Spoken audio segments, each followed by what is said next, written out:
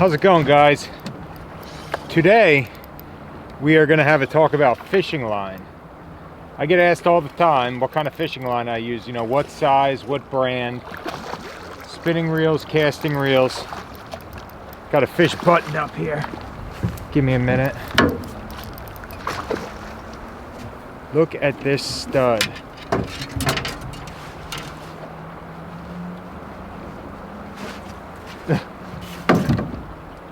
Not a bad one. It's been a good spring so far. Anyhow, back to fishing line. I fish Seaguar line. Love Seaguar. Fluorocarbon Tatsu. It is the best. It's the most expensive. Unfortunately, in this case, you do have to pay the most for the best.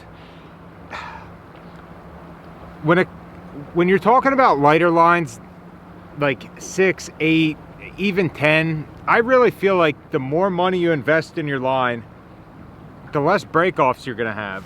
It's absolutely true. I was fishing, not that it's bad line, but you know, less expensive lines. I just was having a lot of trouble with break-offs on hook sets. Really, that was my biggest issue. I tie a trilene knot. I've pretty much given up on a polymer knot. I don't like a polymer knot for fluorocarbon, but I tie a trilene knot direct to my bait, and you know, I was just having trouble with break-offs on hook sets with lighter lines, and I like using as light of a line as I can, you know, for a situation. I feel like you just get more bites using light lines. So just playing around with different lines, and a friend recommended that I got some of this Seaguar Tatsu, so that's what I've been using, and really impressed with it. So with the 8-pound, I use that as leader material for my spinning rods. This rod, that I just caught the fish with, this is a St. Croix. It's a Legend Extreme, and it's a 7-foot light action rod, and I have a 2500 series reel on it. It's a Shimano Stratic, and that's 10-pound braid. And then I use, you can see there's a, you know, a leader there. I use the Alberto knot for splicing those two pieces of line together. I can tie that knot really fast. It works well. So I'll go with the 10-pound braid and an 8-pound Seaguar Tatsu fluorocarbon leader combo, and that seems to, it really does work well. It seems to work best for, you know, the kind of fishing that I'm doing. Every now and then I'll jump up to 10. I don't jump up to 10 as much as I used to, just because I'm not having many problems with the 8. Look at that, another fish. I seem to be on a decent spot right now. Oh, he came off. Definitely seem to be on a decent spot. I'm throwing a little Z-Man Bugs bait. It's a 1/6 ounce. Not sure what the color is. It might be like Canadian crawl or something like that. California crawl. Neat little finesse bait. Redhead jig. That's a Z-Man jig head. I think I mentioned it's a 1/6 ounce. But the fish have been eating that pretty good lately. Maybe we'll make one more cast in there and see if we can get that fish to come back. That was actually a pretty decent sized fish. That last one, the last one you saw me, oh, he came back. Oh God. Oh God. Oh no.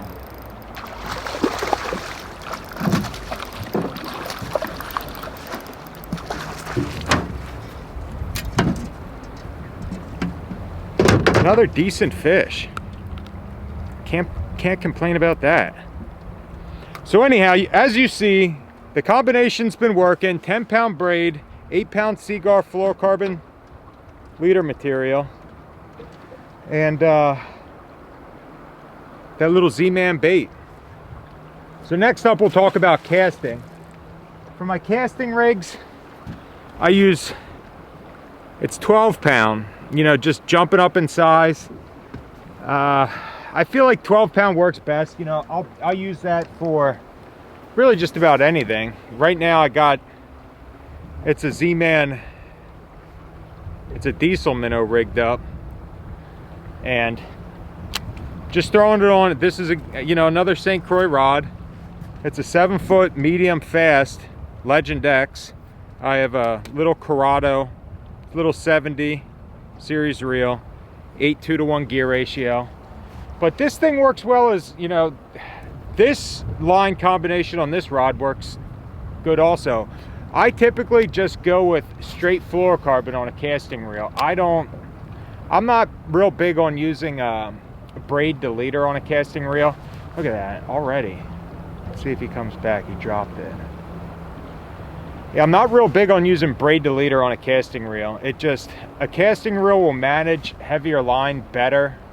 You know, you can, there he is. Oh God, did you see that?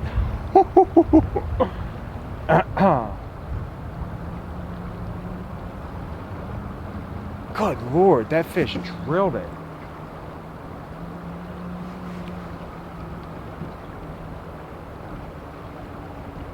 If you try and spool 12-pound fluorocarbon on a 2500 series spinning reel, it's not gonna work out real well for you. It's gonna be jumping off the spool and everything like that. But you know, 12-pound fluorocarbon on a casting reel, no problem. It handles it great. That's why I just never saw the need for running braid. There he is. I never saw the need for running braid on a casting reel, other than if you're gonna go crazy heavy, maybe top water. If you're gonna go crazy heavy in line for throwing a, I don't know, I guess in some real heavy cover or whatever. That didn't take too long. Pretty decent fish. Not as big as that first one. But that's when I would use, that's really the only situation that I would use braid with a leader on a casting reel. I'm just not I've never been a huge fan of that. Really, the weakest part of your line is going to be at the knot. Unless you got some kind of nick or, you know, abrasion, whatever, in your line, it's always going to be your knot. So you know, if I can get away with just having one knot tied direct to my bait, that's how I want to roll. That was another fish. This spot's pretty hot right now. And he's back. Oh God. I don't know if you can see the line jumping. These fish are freaking drilling this thing right now. Again, that's just a Seaguar, or that's just a Z-Man diesel minnow. I think the color's called Breaking Brim. But they're gobbling it up. I'm just fishing a shoreline. See, there's a little shoreline pocket right there. And those fish. Here, maybe I'll make a cast over there so you guys can see it all go down. Ain't no BS. But I feel like fluorocarbon is also more sensitive than like mono. I don't know. Some people say fluorocarbon doesn't have any stretch. I don't know if I necessarily buy that. Fluorocarbon does have stretch. Maybe not quite as much stretch as mono. There's a fish. Just beating him up in this. Oh, he came off. Just beating him up here in this little shoreline pocket. Try that one more time. I'm sure you guys saw my bait hit in there. My trolling motor's hitting on some rocks. Gotta make a few adjustments.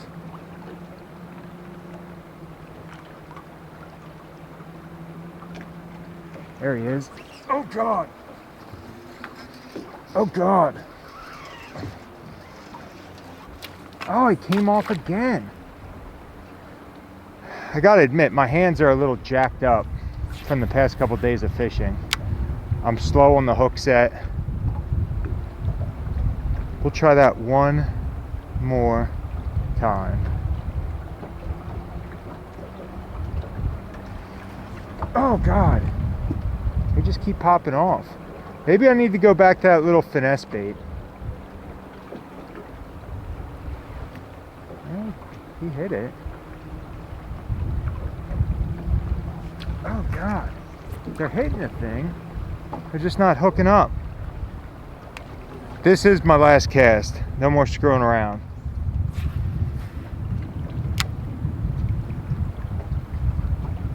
Last attempt.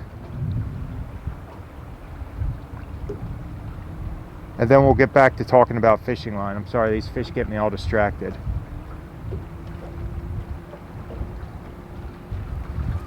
Oh God.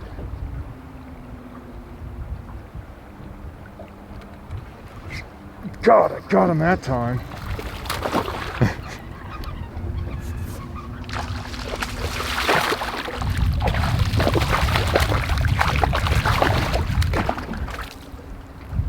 All right.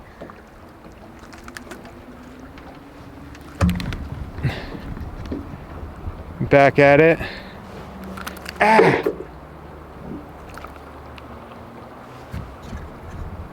Another nice quality fish. And you can see I'm jacking the heck out of these fish. You know, and that's just a problem I've had with some fluorocarbons. You go to set the hook and they just can't take that initial shock and it pops.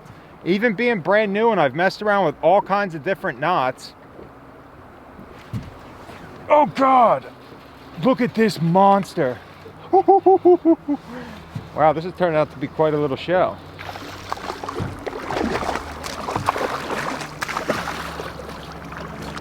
Oh God.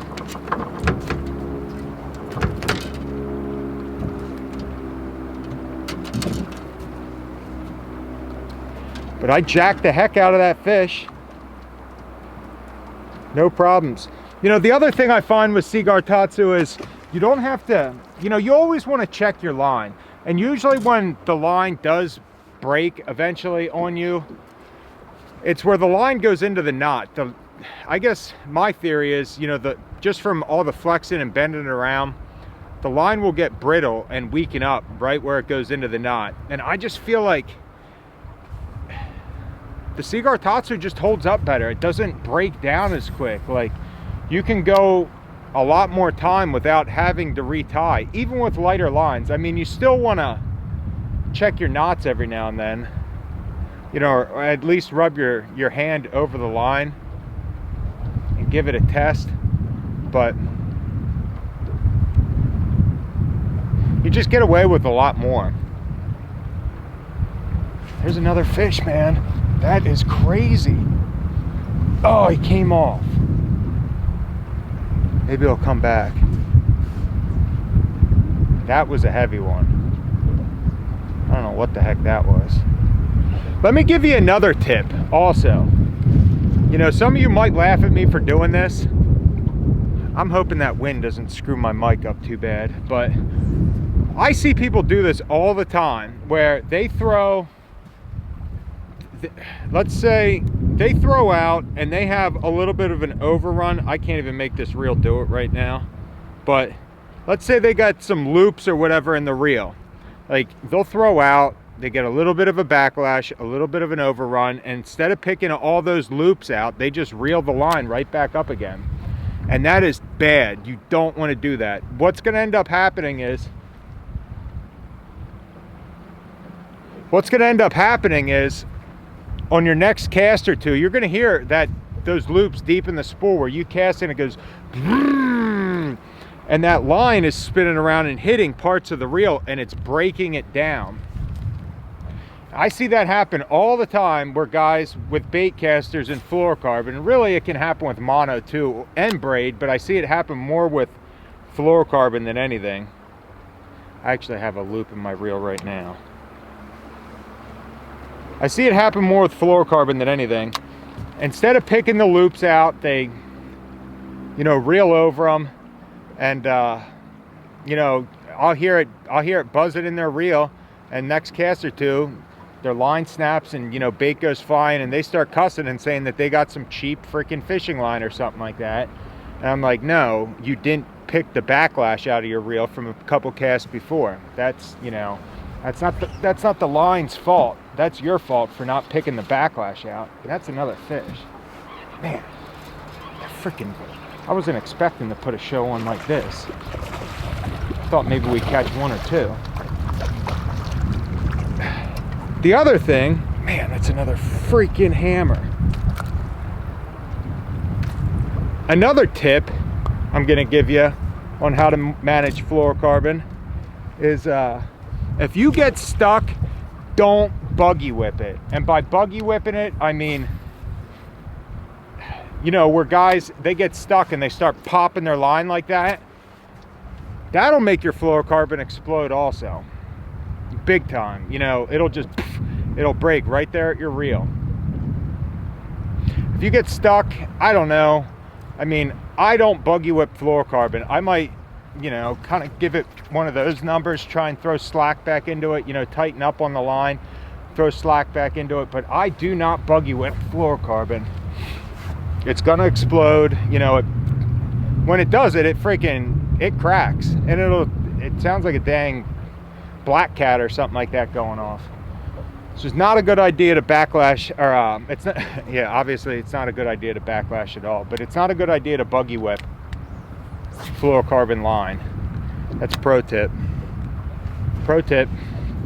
Try and get one more here, maybe one more on this rod, and then maybe we'll switch it up and try and catch one more on that other rod as well. I don't know, or should we just keep going until we quit catching them? Oh God, came off.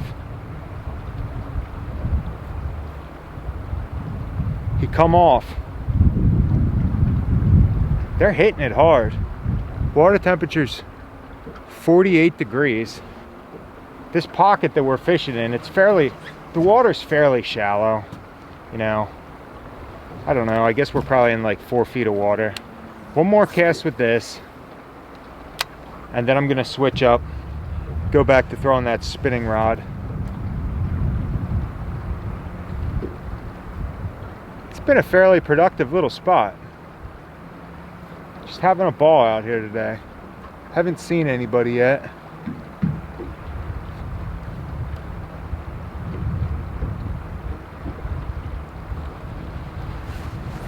I'm getting bites, but they're just not.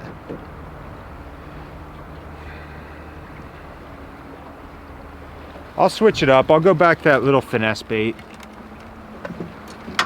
You know, again, this is a 7-foot light action rod, not medium light, light. It's like a panfish rod almost. I don't know, I guess guys use them for drop shotting, but it is a freaking blast. If you get, you know, a 4-pound fish or something like that, might not be, it just makes it fun. This is a Legend, a St. Croix Legend Extreme. I've had this same length and action rod in the Elite. I think I prefer the Elite a little better, but I don't have that one with me. Either way, you know, this rod loads up very well on a light bait. You know, you can throw it a long distance, and it's super freaking sensitive. I mean, when you get, I wish you could see the tip of this rod when you get a bite. I mean, it really bounces. That braid and fluorocarbon leader braid fluorocarbon leader combo, it just,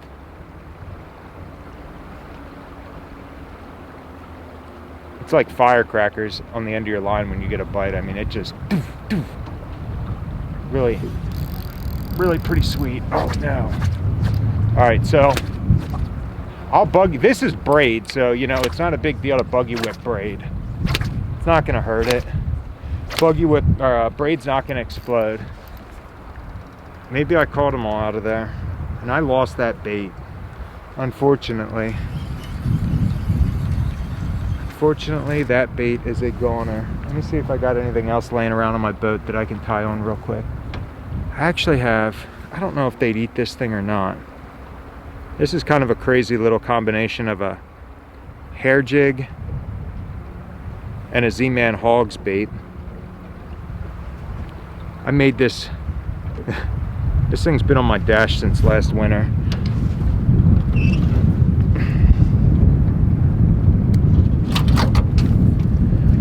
It either needs to get lost or catch a fish. I still don't think I've caught a single fish on this bait, so it seems like at least there was a couple of them at this spot. Maybe it can totally redeem itself and I can build a little bit of confidence. All right, I guess I might as well show you my knot. You can see, if you're not familiar with the tri-lane knot, this is the knot that I tie in light fluorocarbon. You can see I already went through the eye of the hook once, and then I go back through again and make that loop. So basically what that does is put 2 pieces of line through the eye of the hook, and then from there, you've seen I put my pointer finger through both those loops, and I'll wrap it up around maybe 6 times like a regular clinch knot and stick that line back through both of those loops. Wet it, cinch it. I just don't have a whole lot of problems with that knot. That seems to work out real well in fluorocarbon. I like the knots that have the line, you know, your line going through the eye of the hook twice. I just feel like you're gonna get better, you know, better holding strength with that. I haven't had a whole, there he is. First freaking cast with that little thing. Can you freaking believe that? Oh my God. I guess I just wasn't throwing this thing at the right place before. That fish just hammered it. Dude, it's a monster too.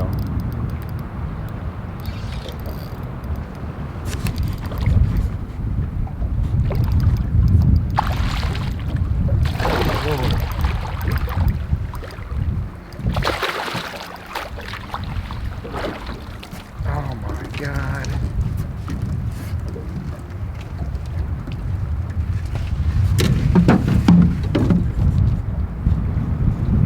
Talk about a stud. That fish, I'm not going to get the scale out, but I guarantee you that fish is dang close to 5 pounds. I don't think it's quite 5 pounds.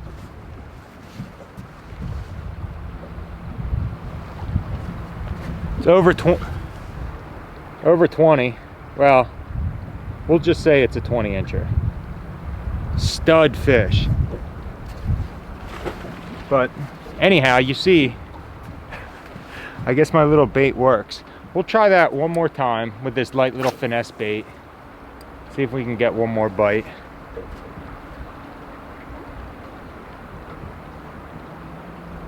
I wish tutorials always went this smooth.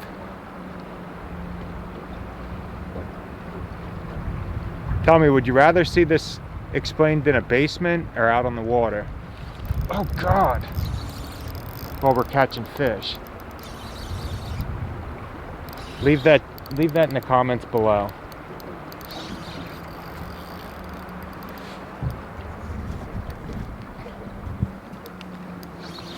You can leave that in the comments below. I guess I'll just keep going until I don't catch a fish.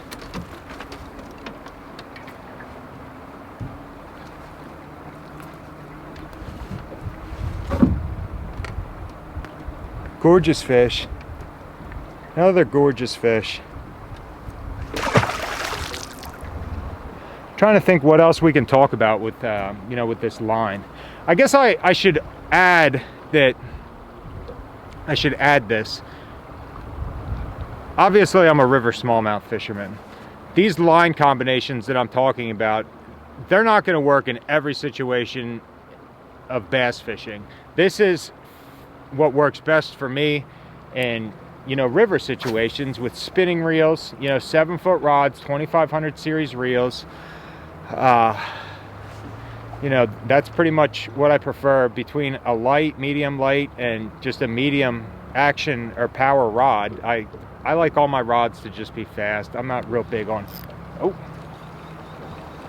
not real big on extra fast rods. Probably, I just think it's more nonsense to sell rods, and that's my opinion. It's marketing crap telling you that you need, you know, some different action rod, where I just feel like a fast works best for everything. That's what I go with. And you you know, on the casting reels, I don't throw anything real heavy. I mean, the heaviest bait I might throw typically for smallmouth might be 3/4 of an ounce. Not real heavy. You know, most of this stuff is 1/4, 1/8 ounce. Nothing crazy. I got this bait stuck again. So just a medium powered fast action rod. I finally caught a fish on that bait, and just like that, I gave it back up to the river. But I think that's going to conclude my video for today, folks. I'm glad you tuned in. I hope you learned something. That's the deal. It's for casting rods, 12-pound Seaguar Tatsu. And for the spinning reel, you know, just a 10-pound braid. 10-pound braid, you know, Seaguar Smackdown, that's a great braid. But then an 8-pound Seaguar Tatsu fluorocarbon leader. I guess maybe I'll just touch on the length of my leader real quick. I didn't say anything about that. I typically, what I do is I grab the end of the line, you know, the leader line, and I'll go like that, a full stretch, which I'm right around, I'm 5'10", so I imagine that's a 5'10" length of line, and then maybe I'll go another 2 feet. So I don't know, we'll just say right around 8 feet. That's what I start off with on the leader end, and then once, you know, I break off a couple times and it gets down around 3 feet, I'll just tie a brand new leader on. And again, that knot is an Alberto knot. I don't mess around with those fancy knots. I kind of have my opinions on that. I don't think for light line it's necessary. I'm talking, of course, of the FG knot. I think the FG knot, well, I'll just leave it at that. I'll leave it at that. I'm not a fan of the FG knot. I think it's a waste of your time. Unless you're using really heavy line, you know, 100-pound leaders or something like that, where it's going to make a difference with that leader not going through your guides. And this light line, Crazy Alberto, I can tie that knot in 30 seconds or less, and it holds. I don't have many problems at all with it. So I'm looking for another little bait to tie up. Maybe we'll try and catch one more fish. I have this little prototype.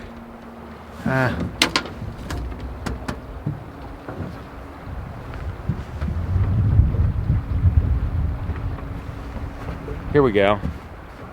We'll try this. I'm just gonna keep going with this and catching fish. Well, actually, I don't want to hold you here all day, so maybe I'll just catch. We will go until I either lose this bait or I make a cast without catching a fish. How does that sound? I think that'll work. That sounds like a plan.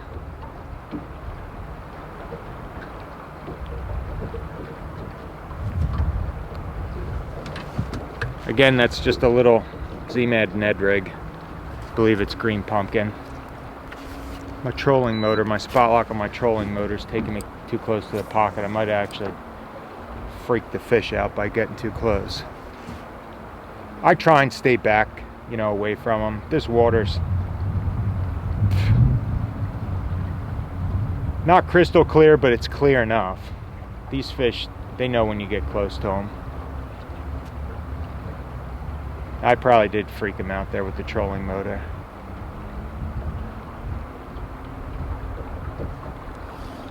Ooh, actually, I think that might have been a hit.